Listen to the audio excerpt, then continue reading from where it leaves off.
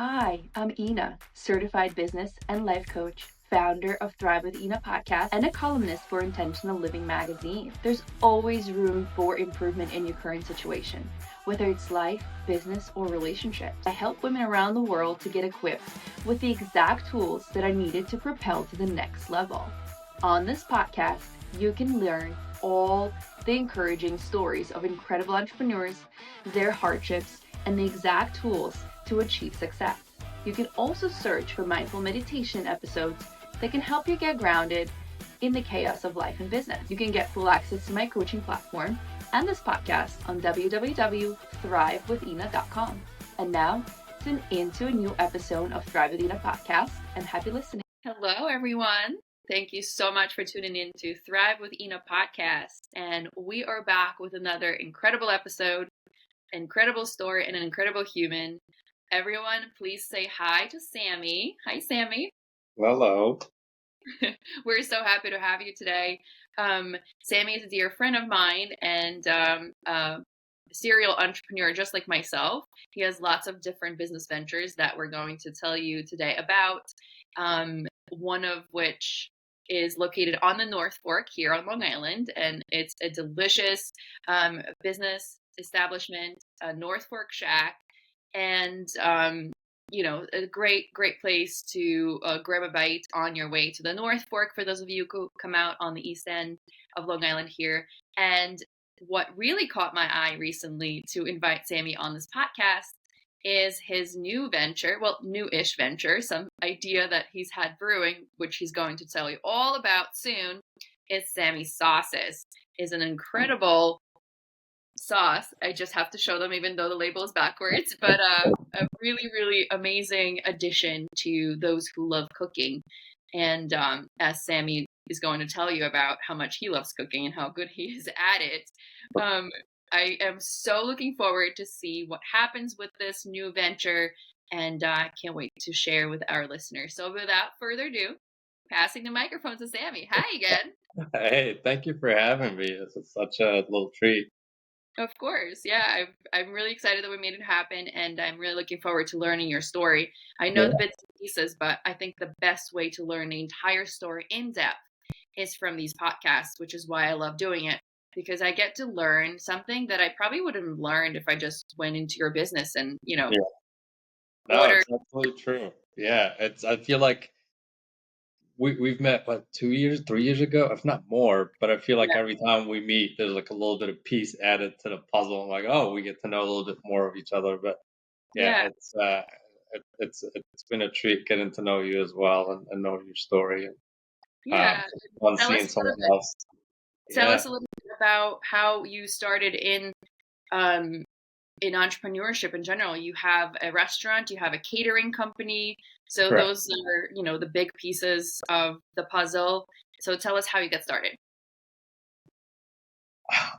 So the story has to start a little bit how I made it to the U.S. So I'll try to give you a little bit of a shorter version because we probably could do this in days. Uh, so I was born and raised in Morocco. I spent some time in Europe as a kid. Came back to Morocco, finished high school, and then moved to the U.S. for college. My first stop was in the South. I lived in Atlanta, Georgia for a little bit, then Nashville, then D.C., then New York City. And eventually, literally, it was just a bus ride. I got on a jitney one day from New York City, and I remember it says Jamesport, and the name just sounded fun. I'm like, sure, why not? I had nothing to do that day, so I just went on a jitney, got off Jamesport, and just fell in love. It was just, I grew up in big cities, um, big sky rises, a lot of traffic, a lot of noise. So the second I got off that bus, it just felt like, how is this only an hour and a half away from the New York City? So I fell in love with there, kept coming back and visiting, eventually ended up buying a house in Riverhead, um, and still commuting back to the city for work. But for some reason, I thought, oh, on a weekend, let me just get a restaurant job, just something, just a little cash on the side. And at the time, there was the original Norfolk table was about to open. It was in South Hold. So I went, I applied. They called me that same night, asked me to come back. Um, they, it was just kind of meant to be. 'Cause even taking that drive, and I was like, it'll be a half an hour drive from Riverhead. There's so many reasons why I shouldn't have done it, but I had this gut feeling that this is gonna be fun, and I think I started off as a busboy. Within a week, they asked me to be a server, and then I just got into food and wine. And I didn't know how to cook before. I probably could have easily burnt an egg before that. Really? Yeah, yeah. I Wow. was. There was no drive. There was no passion to food. Was just kind of. It's just there to sustain me, to keep me going, give me energy. There was never really any enjoyment in it. But watching Jerry Hayden was the owner chef, and his wife Claudia Fleming. Um, Watching him cook savory and her do pastry, it was just like watching someone dance. It Yeah. wasn't just like all these little things that, and they were beautifully. Even the prep was beautiful. Even the way they picked the time and cut the shallots, and then you see it all come together, and then you try it. Um, and then I became good friends with the other owner partners, Mike and Mary. Mike was the wine sommelier, and his wife Mary was anything hospitality. She was great at training the staff. So from them, I learned how that all those four things come together: savory, pastry, service, and wine and cocktails. So I learned a little bit from everyone, and slowly started going home and trying to replicate the cocktails or replicate the dessert or uh, a steak dish. And I realized that it brings me joy. It was my therapy. Is put on, I'll blast some blues music. I'll make a cocktail that Mike made at work. I'll make an appetizer that Jerry made, and I'll make a dessert. And that would be the equivalent of going to a therapy session. It's like Wow. I What a felt story. it was fun. It was organic too. It wasn't. I didn't force it, and it. I know a lot of people stress about cooking. I didn't have that because I always had it in the back of my head of what's the worst that could happen. It comes out bad. I'll call Chinese or order a pizza. Yeah. It's not the end of the world. So I think that taking that off the table, where I'm not stressing over how things will come out, it just made it fun. I Yeah. just had a very good time doing it. Yeah. I mean, what an incredible story just hopping on the Hampton Jitney and seeing the word Jamesport on the bus. Yeah, I yeah. love that. It's funny. I always think maybe I should have bought a house at Jamesport for the story to kind of come full circle, but Yeah. we're not done yet. So maybe one of these days, because I do remember the first, as soon as I got off the bus, there was a house that I fell in love with. So I still have my eye on that house eventually. Oh, I'm super excited to see how that story plays out. Yeah. Very Uh, poetic. yeah. So that's how I got into food. Um, and then I thought wine was calling me. I love learning about wine. Mike is what, when you have a teacher as a kid that makes something fun to learn. Yeah. That was Mike Moraz. He made it exciting to open a wine, smell it before you even taste it, look at the color. It made it very exciting for me to learn from him. Mm. Um, so one day I asked him if he thinks I should go to the city and get my sommelier license, and he was very encouraging. So I started doing that. I was commuting back to the city 3 times a week for 6 months, with the Sommelier Society of America.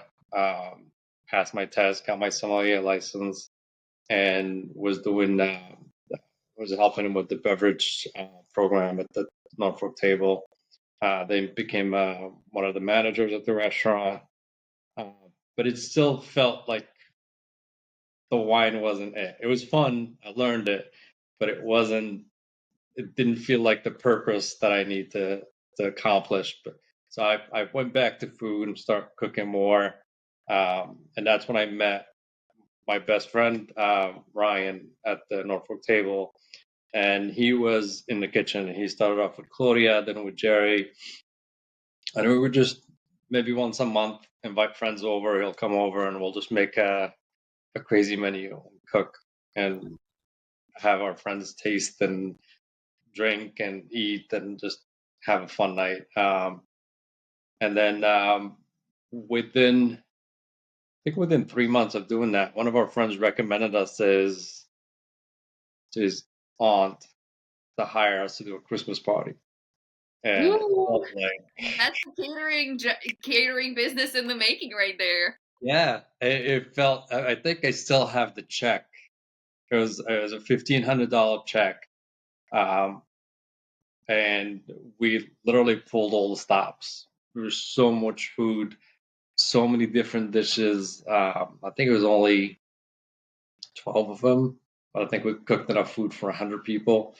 We were so excited. Like, can we really make a living doing this? So we catered that party. She was very happy. We felt that win in our sale. Okay, this could be a business. So we started the Creative Courses Catering, which is our kind of our mother company, or uh, where we started catering smaller events, birthdays, any small celebration, anything under 50 people. Um, and I think within 6 months of doing that, through the Norfolk table, one of the regulars that goes there was asking them about catering, and Mike recommended me. They reached out, and it turned out to be a wedding for 150 people. And the rest was history. It just kind of slowly and organically kept growing and growing and growing. I think we were doing an average of maybe 10, 15 weddings a year, plus a lot of smaller events. We're doing some events in the city as well for fashion. So it was a fun, not rushed, organic way of growing, and eventually we needed a bigger kitchen because we were just renting a kitchen in Greenport that we can only use for a certain amount of hours. So that's when the shack came in. That building was up for lease. It used to be a machine shop, so it took us. It's funny. Out of that building, that when we went in the first time, it's all boxes. There was one machine, and it made one little piece for Cessna airplanes, and Wow. that's all he did. And I met the guy that owned the business. He said, he's been doing it for 25, 30 years, and is ready to retire. Um, so long story short, we took over the building, and outfitted it for a kitchen. But as we're going through the process with the health department and the town, which takes a little bit of time, uh, our architect mentioned that, or noticed that we have a lot of room. Our kitchen is huge, uh, but he said we have more room to spare uh, if we would consider doing a restaurant or just doing a few seats in the front. And Ryan and I just talked it over and decided why not. We're here every day prepping for catering. We could do just something kind of the creative courses. I don't want to say it was high end food because I feel like all food is high end food. It's all about the quality of the ingredients. It's the catering was more involved. The dishes were more complicated, more ingredients. So we wanted something to be a contrast to that. Just do something where it's just not a hole in the wall, but simple food, few ingredients, good quality. Change the menu a lot. And we struggled for the name until after a few drinks, we settled on the Shack. Well, it's the North Fork Shack, but everybody calls it the Shack. And that's what we wanted, where, it doesn't break the bank, but it's still I think from end of April until sometimes all the way to November, most of our produce is local. We deal local farms. All of the seafood is from the fish market in South Hold.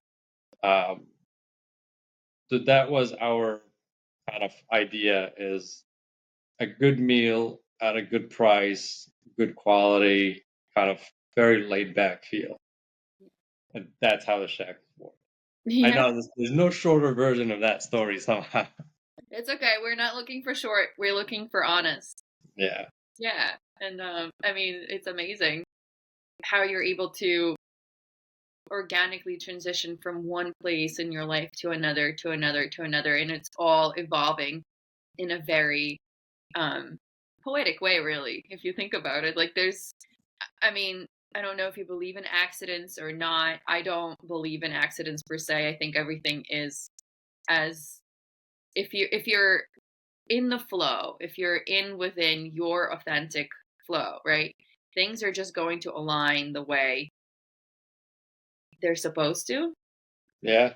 Yeah, and it feels like you're in a really amazing place in your life where all the things that you've done leading up to it just kind of aligned for you and, evolved into this beautiful life. But I want to ask you about the challenges. As every entrepreneur, obviously, it, it has a lot of challenges. And what do you think were your biggest obstacles and challenges in that process? I think the biggest challenge is always, how do you know you made the right call? Like how there's so many decisions that come up from literally from the second I moved to the country until today. And any one of these decisions could have taken me a completely different route. So you make a decision and you hope and pray that it's the right one, and you don't regret it.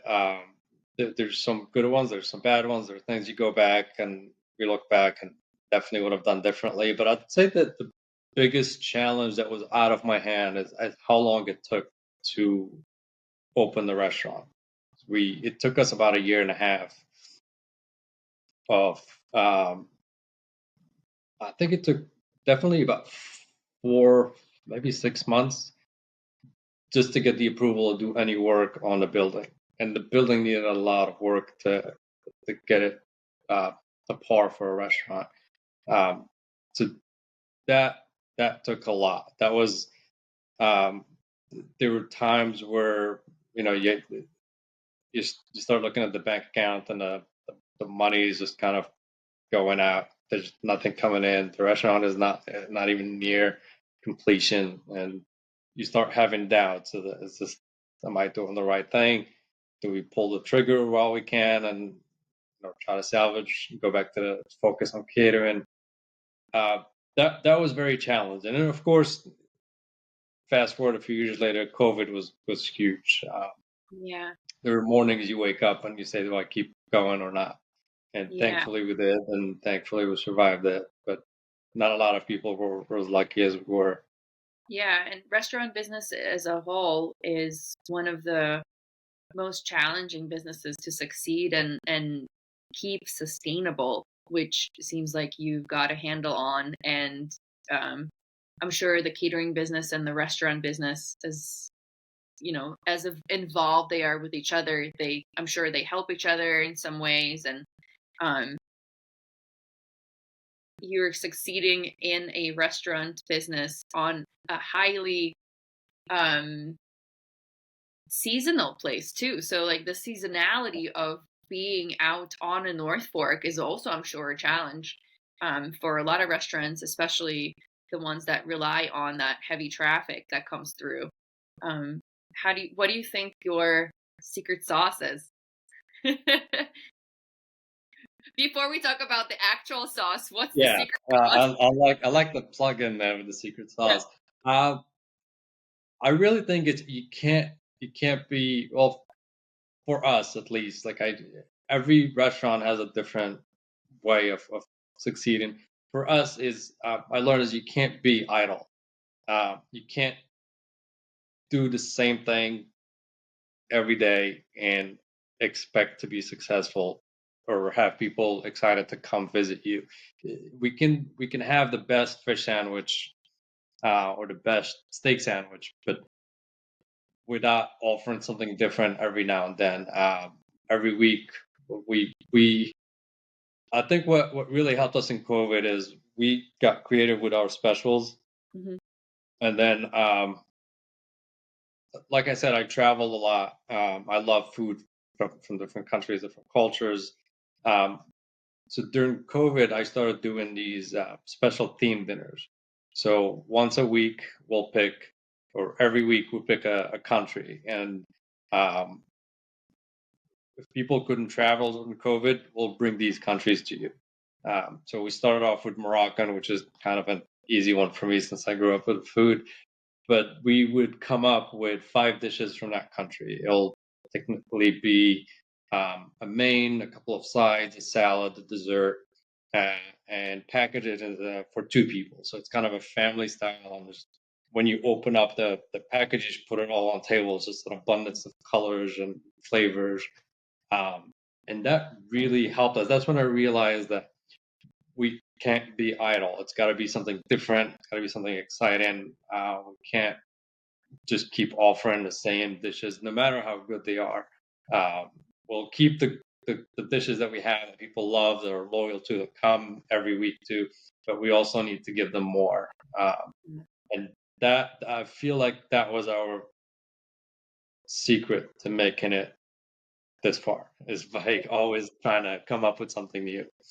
I love that. Yeah, and I mean, as a foodie myself, I can appreciate some staples that must stay on the menu. If they're taken off the menu, I am never coming back. Yeah.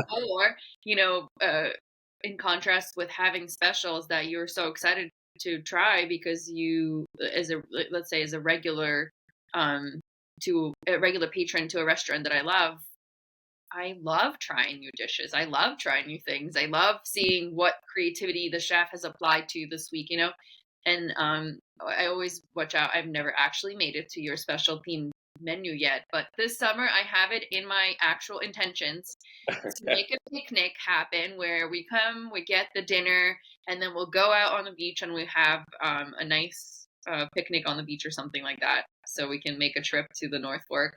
And I'm dying to have the Moroccan dinner because I love Morocco so much, as I've shared with you before. Yeah. It's one of my most life-changing trips that I've ever taken, and I love to travel a lot. Morocco changed my life in many ways than I can even describe. So That's good to I hear. can't I can't wait to try. Yeah. So, as a segue into what's the secret sauce in the sauce, is a new business venture that you shared with me, and I'm really excited that I got to try it before it's off the general public market, on the general public market. Um, the Samy sauces, and is delicious concoction that I've tried. I can't try the spiciest one, but I can try. I had the mild one, which was amazing, and I feel like Yeah. I can add it to anything, and I really love making breakfast on the weekends. So I've tried all kinds of variations of adding it to croissants and eggs and avocado toast and whatever else. And then we actually specifically for this got a cauliflower, and it's still in my refrigerator for like 2 days now to make one of your recipes. And I'm really excited to share with everybody about this new venture that you're working on. So tell us the story. Um, how did you come up with the story, with the idea of starting a packaged sauce business? So it definitely was COVID time because we all had time in our hands, and I like growing up in Morocco.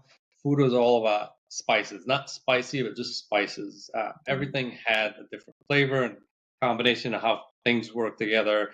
Like some spices don't mix, some mix well.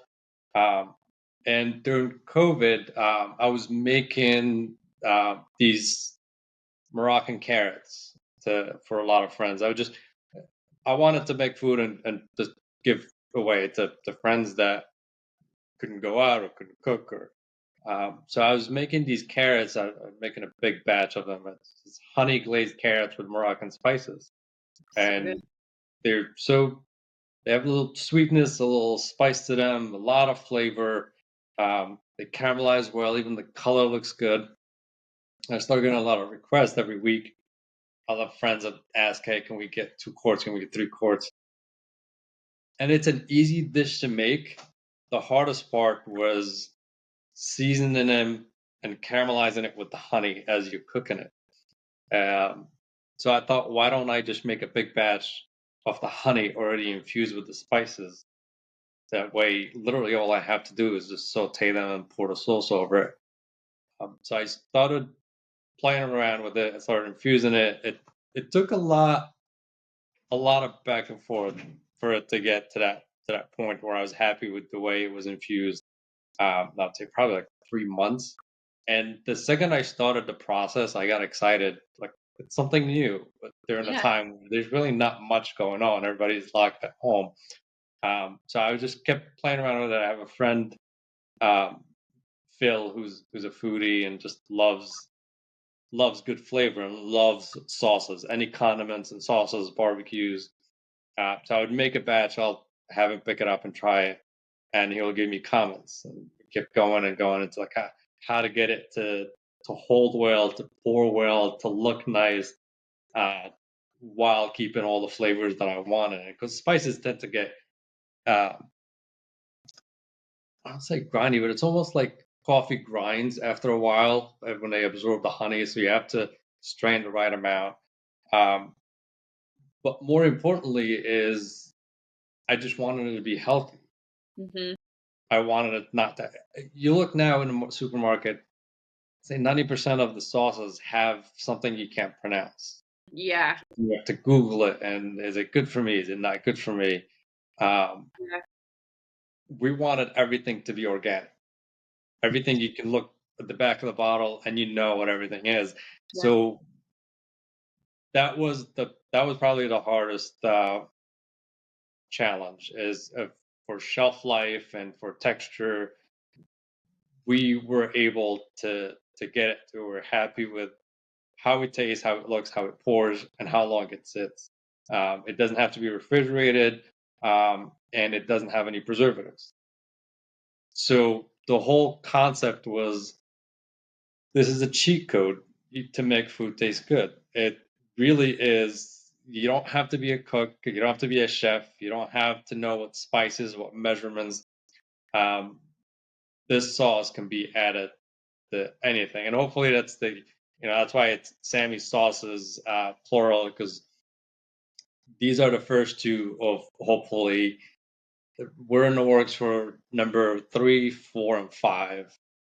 Um, probably 6 too. So we want to reinvent the whole condiments where everything can be flavorful, tasty without preservatives and have it in a healthy side. Yeah. That's amazing. It really is.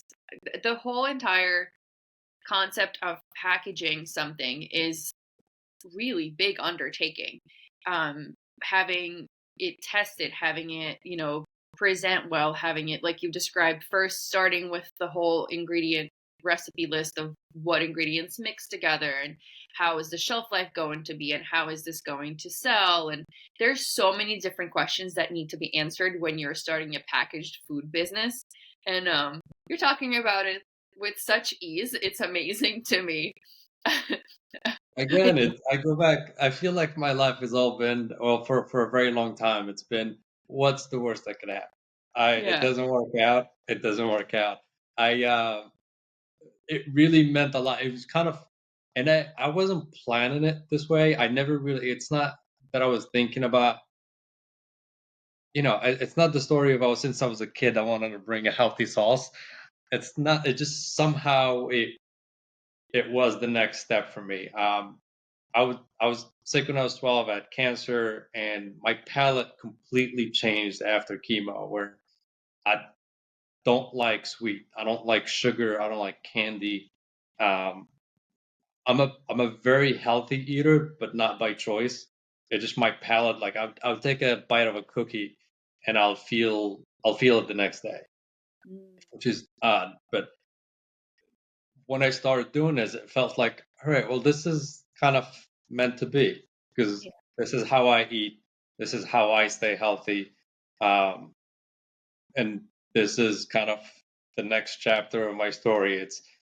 They'd say everything happens for a reason. And I know for most people would say, well, there's no reason for cancer to happen. But guess for me it was. It really changed my cancer is the reason I honestly decided to leave Morocco by the time I finished high school because I felt like after cancer I was in a bubble where my parents were overly protective.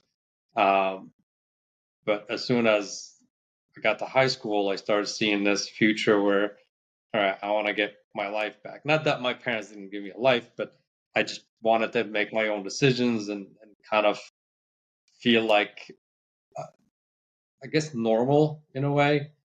That the fact that I was sick doesn't make me uh, different than anyone else. So when I got to high school, I I had this vision, right? And it was very clear. It was I'll finish high school and then I'll go on my own and see what I can make out of this life, so to speak. And look at you making all the big moves. Well, Small it's steps at a fun. time, but really big moves. It's fun. It is fun. Yeah. And I think a lot of people forget about the fun part when they go into business or become entrepreneurs or whatever, even building careers. I think fun is something that's very easily forgotten when you're tired or burnt out or, have the daily routine set in or the weather is bad, whatever the excuses humans give themselves for forgetting fun. And I think it's important to remember that if you're not having fun, what are you really doing it for? Right? Yeah, and it takes a while to find that thing. I mean, obviously, it's so much easier to said than done. Oh, have fun at your work or have fun doing what you do. It's not easy to find. You have to find that thing first, and before you get there, you have to go through all these miserable jobs or not fun days at work. And some lucky would get there sooner. I feel like I was lucky enough. I got to that sooner than most. But I did go through some jobs that were just miserable and didn't fit me, or I didn't fit it. But yeah, it is easier said than done. But once you get there, you, it feels good. Definitely. 100%. I agree. So tell us what's the big future for the sauces now that you've told us that you're about to make five, six, maybe even more. And I know you shared it with me about your recipe book that you're working on. What's the big future for this new business venture that you're working on? So our website just went live a couple of days ago, where Woo! You heard it here first, people. it's samysauces.com. So people can purchase from there. But also, my big thing is I don't want to give a product and just let you fend for yourself. That to me is not fun because it's easy to convince someone to buy it once, but if you don't know what you're doing with it, then it's just I don't want you to waste your money. So on the Mm, website, we're actually I'm rolling out. We started off with 6 recipes now. Um, I definitely want to do a recipe book that um, hopefully comes with the sauce or can be separate, where it just gives you all these ideas of how to use the sauce, whether it's to cook with it or even use it as a finish in. Or my wife loves using it on hard-boiled eggs. It'll just drop it on top. Um, so to me, the sauces, I don't know what's more important, the product or the knowledge that comes with it. Hopefully, they're both equally as important. And that's what I want to make it easy for anyone that wants to eat healthy to be able to at a budget. Simple recipes where it's just um,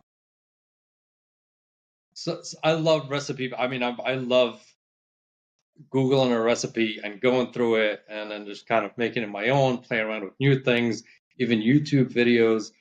But sometimes if you don't know, a lot of the terminology is a little complicated for someone to just work 9 to 5, came home, has to feed a family, and now I have to Google what how what julienne is. I have to Google that. Like, just yeah. tell me chop vegetables. Make it simple. 5 steps, easy to do. And that's kind of the website is the first step of it. eventually we want to kind of expand into more recipes and videos and tutorials with this sauce and the next ones to come. Um, but it's endless. There's so much that we could do with making our food healthier, Yeah. and it starts in the kitchen because it's hard to know what you're getting at a supermarket when you don't know what some of the words are Yeah. and the ingredients. Um, so yeah, this is my next exciting project is to kind of, with the help of the sauces, also give it a little bit more knowledge and making cooking fun. You know, Yeah. maybe with at the end of every recipe, just have like a takeout number. This is if your food doesn't come out good, just go take it. I mean, just do a delivery and then get food that's already ready. But when you don't have that pressure of what if I fail? What if it burns? What if it doesn't taste good? When you don't have that, that's when I succeeded. That's when I was more adventurous. That's when I was just having fun doing it. Yeah. So hopefully I could translate that into some recipes. That's so awesome. I love this new chapter for you. This the sauces look great, the packaging looks great, and the ingredients are so simple yet so sophisticated at the same time without any garbage added to it. I can really appreciate eating healthy. I am a I don't even know how to the paper is called in English. The paper that you can test like the chemical stuff Oh, in water. Anyway, so like that's what I always think of when I go out to eat because if I won't know what ingredients are being served, right? But I will know the next day what yeah, I ate was not good or not healthy or quality ingredients were not used because I will be sick. And I've always been like that and it's getting worse as I'm getting older. So now I'm really picky about what I'm eating, really picky where I'm going and yeah, what I'm putting into my body so I can 100% appreciate the idea behind a healthy packaged item. I barely eat anything packaged, and I know it's very challenging to make it sustainable and appeal to public when you're creating a healthy item, a healthy um, food item. A lot of people are not used to eating healthy, especially in this market in the United States. But I feel like, what do you think food industry is really heading towards the healthy eating? I'm hoping. What are your thoughts? I think so. I mean, I think so. As someone that owns a restaurant and the catering business, just seeing people's requests, people are like going away from anything that's not fresh. And the biggest seller now and the industry is when people know where the food is coming from. Mm, Um, we use every time we put a special that has anything coming from Sangli or Latham's farm or Trevor's farm, that we always sell out, and that's just a huge indicator that people want to get food, especially if they know where it's coming from and it's fresh. Because if I'm buying things from a farm, uh, it's not sitting there for more than 3 days, yeah, and it's on your plate. Yeah, I'm very hopeful. I think again, I feel like bringing back COVID, it's like pre and post. A lot of things have changed, and I feel like people are taking health a lot more seriously. Um, and now, I mean, you go on social media, it's all about um, workouts and yoga, and I mean, hot yoga. I'm still sore from that one, but it felt amazing. I feel like it's more prevalent now, and it's everywhere you look. People are paying attention to what they eat, yeah. so I'm hopeful. I same here. I'm very hopeful. Hopefully, there's big changes, and I love that you're contributing to those big changes in the healthy way of eating, not just in your restaurant or your catering business, but now with the sauces reaching the general public, a lot more people have now will be able to have hopefully access to healthier way of eating. So the sauces can be purchased on the website. That's fresh, right? So will you be Yeah. shipping in state, out of state, internationally? No, What is the plan? for now, we're just doing countrywide. We're not doing international yet, but any state in the U.S., if you're a local, more than welcome to stop by and say hi at the shack and buy them there. We have a few local establishments that are carrying it by us this season. Breeze Hill Farm, Minnow Restaurant in New Suffolk, and we've went in Bayshore. A friend of mine opened this awesome cook shop, Joanna or Jojo's Cook Shop. Uh, we are in, I don't know if well, I'm not going to name it, but we're in talks with a very big nationwide store Okay. that love the flavor. We're just going back and forth trying to figure out numbers, etc. So hopefully we'll be on shelves as well. Uh, but I think, 2025 will be our year. We'll be um, in a lot more available in different stores. I love that. I'm so excited to see all of it happen. For those of you who would like to stay up to date on all of the things that are happening, Sammy, can you tell all of our listeners where they can follow your story, your Instagram, Of whatever course. handles you want to share? Of course. So the sauces website is samysauces.com, and as far as social media, we have a few. For the sauces, it's Sammy's Honey on Instagram, and then for the catering company, it's Creative Courses Catering, and for the restaurant, it's the North Fork Shack, all on Instagram. Awesome. Awesome. Thank you so much for sharing that. Yeah. I'm really looking forward to seeing all of the things happen, and I'm rooting for your success. Thank you so much for sharing your story today. Before we log off, can you give our listeners a piece of advice besides having fun with it all and being super non anxious about all of the journey and making it look really flawless? What would you give as an advice to someone who is maybe in the food industry, maybe not? Just some piece of wisdom. I think the one thing that I tell everyone, and then this has, I don't know, maybe it helps with the food industry, maybe not, but sit down and eat. Enough with eating in the car. I mean, if you have to, you have to, but at least one meal a day, just sit and treat yourself like you deserve it. Just use every plate you have, use every fancy glass you have, use every fancy pot that you're saving just for special occasion. Just go crazy. Make a 3-dish meal or a 5-course meal and open that expensive bottle of wine you're saving. Just do it. No point saving anything for tomorrow. Yeah, Treat every day like it's a celebration. That helps me. I love that. As I go open my most collectible bottle of wine in the middle of the day. Yeah.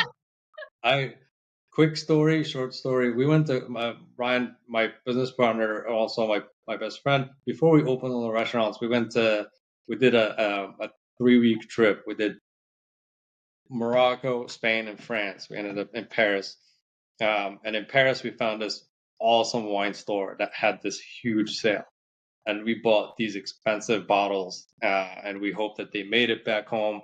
Um, we got different selection, but there's one bottle that was very expensive and was really good. We each got one.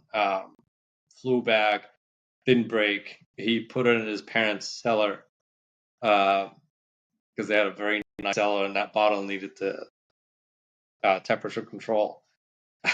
one day, one day he comes back home, and his mom is sitting in the living room eating a pizza from Michelangelo's with half of that bottle drank, watching The Bachelorette. And I was like, that's amazing. I mean, he wasn't happy about it, but I was like, that's amazing. That's that's exactly what these things are for in life. Not to save, enjoy. Obviously, you could save a couple of things but enjoy Yeah, what you have. that woman knows how to enjoy life, it sounds like. Yeah. Like that's a great pizza pairing. I love that. Oh, yeah. Well, thanks so much for sharing and leaving us off with a humorous note. Thank you, everyone, for tuning in. And I will be linking Sammy's um, all of the points of contact in the show notes, so it's easy for our listeners to find them and to find you and follow the story and go on the website, get that sauce if you can't come in person, to grab the sauce and make your cooking experiences a lot more fun. So thank you again for tuning in. And thank you, Samy, for sharing your story. I'm looking forward to sharing with everyone.